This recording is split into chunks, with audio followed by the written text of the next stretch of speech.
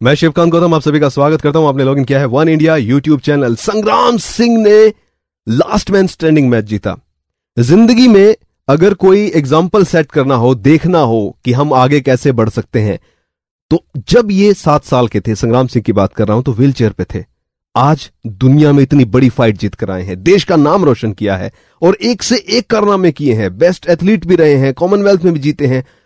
इतनी हिस्ट्री है, अगर निकाल के बैठूं तो 15 मिनट तक इनके अवार्ड ही दिखाता रहूंगा, पढ़ता रहूंगा आपके लिए। आज संग्राम सिंह मेरे साथ हैं, उनसे सबक लेते हैं जिंदगी का कि इंसान क्या कर सकता है। मैं इस फाइट की बात नहीं कर रहा हूं, उनके सादेपन की, उनके स्वभाव की। नच बलिए में डांस भी किया, फिल्मों में भी गए, मुंबई बॉलीवुड में भी गए और आज भी जमीन से जुड़े हुए हैं। मदीना से मंडेला स्टेडियम तक का सफर कैसा रहा उनका, उनसे बात करते हैं। बहुत बहुत स्वागत है सर आपका शो में।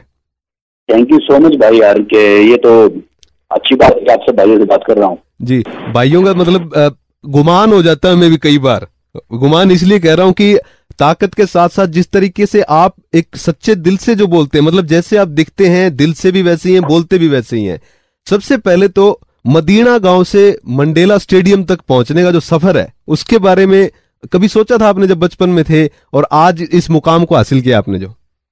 यार सच बताऊं कि हम एक उस फैमिली से आते हैं, काफी हम्बल फैमिली से स्टार्टिंग की। बिल्कुल। और जब मालिक यार उसकी मेहरबानी है कि 8 साल व्हील चेयर से उठा के उसने छोटा मोटा रेसलर बनाया, तुक्का लगा, 2012 वर्ल्ड का बेस्ट रेसलर बनाया और आज यहाँ तक लेके गया, तो सब उसकी मेहर है। वो जो कर रहा है मैं भी फॉलो कर रहा हूँ। मुझे भी पता कि क्या फिल्म, क्या टीवी, वो सारी चीज जो वो रास्ते बना रहा, चलता जा रहा हूँ जी।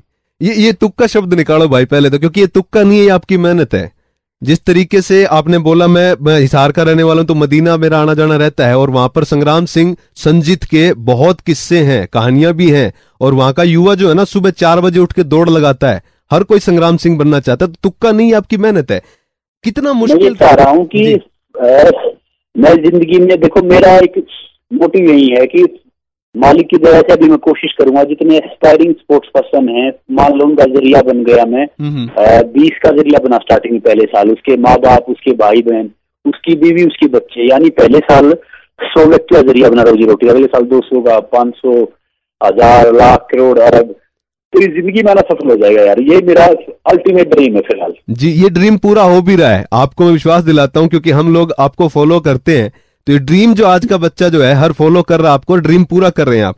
ये सफर बताऊं कि जी, मैं अपने आप को मैं बहुत छोटा हूँ और मैं चाहता हूँ कि जो अपने ड्रीम या जो मैं पूरे नहीं कर पाया, जहां तक मैं नहीं पहुंच पाया, क्या पता मैं किसी का माध्यम बन जाऊं, किसी बच्चे का, वो सारी चीजें वो हासिल करेगा तो मुझे बहुत खुशी होगी। संग्राम सिंह, कौन सा ड्रीम है जो पूरा नहीं किया अभी तक? क्या ड्रीम रह गया अभी? मुझे लग रहा है काफी रह गए यार, अभी तो जीरो पे खड़े सच बताए। कोशिश हर रोज उठता हूँ, एक आईने में एक इंसान को देखता हूँ, उससे कंपटीशन होता है कि इंसान आज यहाँ था, कल कहाँ होगा। और देखो, पैसे और नाम कमाना बड़ी बात नहीं है, मगर इज्जत से कमाना बड़ी बात। मैं ये कोशिश करता हूँ कि मालिक की तरह से कि किसी को बगैर मानसिक, आर्थिक या शारीरिक कष्ट दिए बिना आगे बढ़ो, मालिक आगे बढ़ाई, ये सबसे बड़ी चीज है जी। अब शारीरिक कष्ट की अगर बात करें तो शारीरिक कष्ट आपने दिया जरूर लेजेंड को अफ्रीका में, तो वो मुकाबला कैसा था?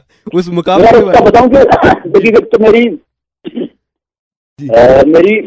सॉरी जी जी, मेरी तो इंग्लिश इतनी अच्छी नहीं। उसने एक वीडियो भेजा 1 मिनट का जो वायरल हुआ हर जगह, 1-1 मिनट का।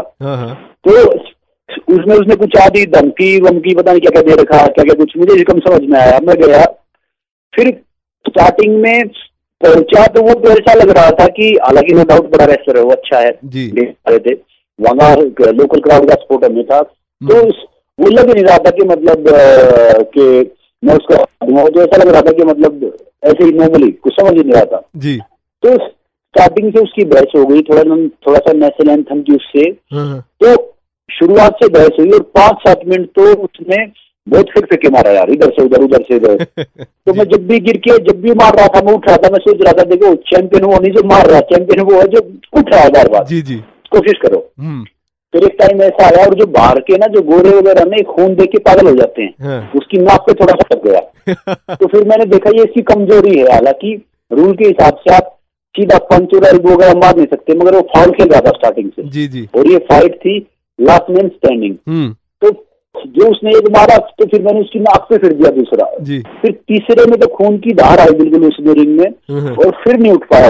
काउंट से 7-8 पे में खड़ा हो गया, उसकी हिम्मत नहीं रही, वो 7-8 पे थोड़ा सा उठा फिर गिर गया। जी, ये फाइट हमने देखी और मतलब फाइट देख के बड़ा अच्छा लग रहा था कि हमारा एक बहुत तगड़ा रेसलर है जो कि लेजेंड को मारे एक मुक्के में जो है जमीन चटा दी, धूल चटा दी। लंबी फाइट चली और जैसा आपने स्ट्रेटेजी जो पहले आई थी कि आप जो है पहले 10-15 मिनट तक वेट भी कर सकते हैं लंबी फाइट के लिए, क्योंकि आप जानते थे कि वो हैवी है। ये फाइट चली 15 से 20 मिनट, मैं 7-8 मिनट तो मैं नॉर्मली रहा, क्योंकि प्योर वेजिटेरियन हम जहाँ से आते हैं, ये जो नॉन वेज वाले हैं, जो ज्यादा ड्रग्स वगैरह स्टेरॉइड वगैरह खाने वाले इंसान है, ये स्टार्टिंग में बड़े फास्ट होते हैं 4-5 मिनट, तो 4-5 मिनट इनसे बच जाओ, फिर धीरे धीरे धीरे धीरे यही स्ट्रेटेजी थी कि धीरे धीरे करिए। और जब भी मैं गिर रहा था तो वहां पे इतना क्राउड था, छोटे छोटे बच्चे इंडिया इंडिया कहते नजर आ रहे थे। और सबसे बड़ी बात थी कि जो मैंने बेल्ट देखी ना, उसमें अपना फ्लैग था, इंडिया का फ्लैग था, सारे कॉमनवेल्थ कंट्री के फ्लैग थे, वो बेल्ट काफी बड़ी थी जी।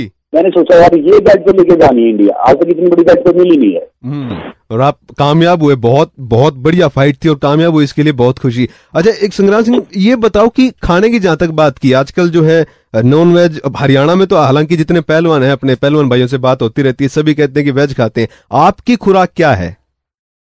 मैं यही कहना चाहूंगा कि इस भ्रम को निकाल दो, जो शुद्ध शाकाहारी खाना है उससे अच्छा कुछ नहीं है। अभी कहेंगे कि प्रोटीन खा लो, ये सब खा लो, वहम की बातें हैं। अगर एक प्रोटीन के उसको एक गिलास में दूध रख दो, चलो प्रोटीन छोड़ दो, एसी में रख दो, अगर हम अगले दिन वहां पर पहुंचते हैं तो दूध खराब हो जाएगा एक दिन में, बिल्कुल। क्योंकि ये प्रोटीन तो बेस्ट बिफोर 2017 2018, तो मैं कहूंगा कि नेचुरल दूध पियो, घी खाओ, फ्रूट खाओ, जूस पियो, कम खाओ, काम ज्यादा करोगे, अगर आपको आपको स्ट्रॉन्ग बनना तो बन जाओगे। बिल्कुल बिल्कुल, नहीं कह रहा हूँ, बिल्कुल। जो भी खाना खाओ घर का बना खाना खाओ, बिल्कुल घर का बना खाओ और शुद्ध खाना खाओ। और ये हरियाणा के पहलवान जो है प्रूव भी कर रहे हैं, जित दूध का खाना वो मेरा हरियाणा, और हरियाणा के छोरे रेसलिंग में बहुत आगे हैं और संग्राम सिंह उनमें एक बहुत बड़ा नाम चमक के सामने आता है। संग्राम सिंह में एक पर्सनल क्वेश्चन, क्योंकि मैं हिसार से हूँ, एक पर्सनल क्वेश्चन आपसे, हरियाणा से मैं हिसार से हूँ तो आपके पास ही होगा, भाभी कब तक ले आओगे?